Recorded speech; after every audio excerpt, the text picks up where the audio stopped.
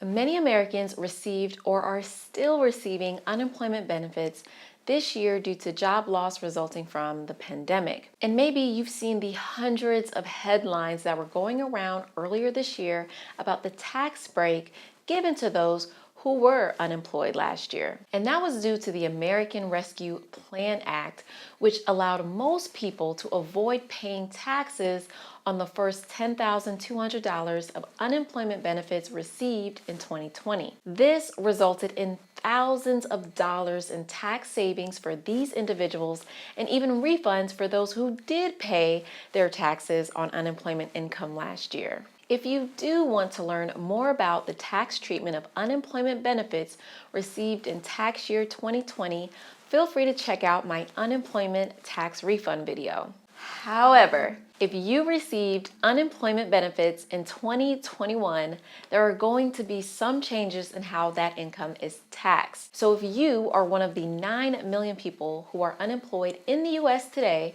then you definitely need to stick around and watch this entire video.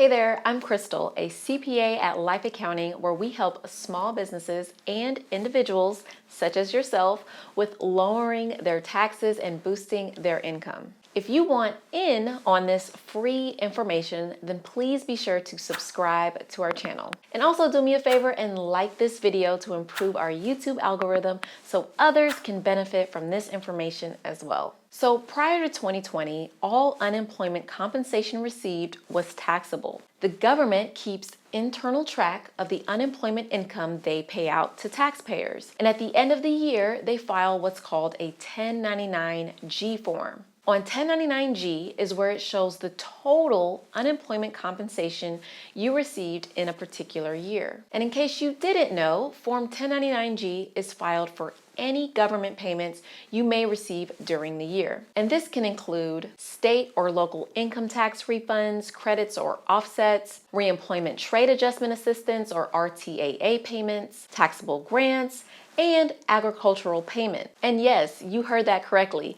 State refunds are sometimes considered taxable income, in which case you would have to report them on your tax return as income to you and pay taxes on it. That's a whole other conversation for another time. But going back to unemployment benefits being taxable, look, the fact of the matter is that you have to include it on your tax return as income received and pay tax on it. But being that $10,200 of unemployment compensation received in 2020 was not taxable, some might be wondering, is this still the case in 2021? That's a really great question, especially considering we are still in a pandemic. To answer that question, as it currently stands, unemployment income received in 2021 will be taxed. And this means that millions of unemployment recipients are going to be on the hook for those taxes when they file their return next year, which honestly is not too surprising since unemployment income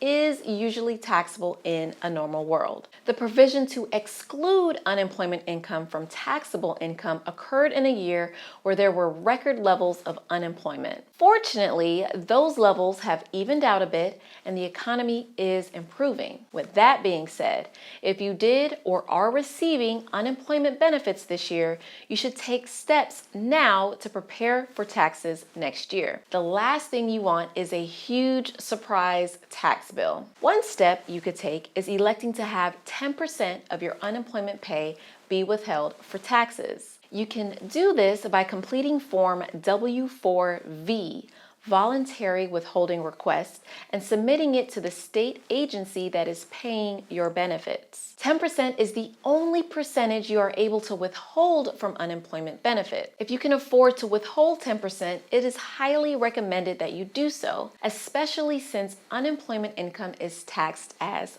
ordinary income, and those tax rates are as high as 37%. So, as you can imagine, 10% may not be a high enough of a percentage to fully cover the taxes that may be due on your unemployment compensation. That's because the taxes you owe depend on a number of different factors and your tax situation as a whole. Your taxes due depend on things like your income from all sources, your filing status, so married, single, head of household, how you take deductions, and of course, your individual tax rate. It's hard to say what exactly your tax bill will be without considering all of the factors involved. However, if you want to avoid paying taxes when your return is filed and you don't believe 10% is enough to withhold, another step you can take is paying quarterly estimated taxes. Quarterly estimated taxes is exactly what it sounds like.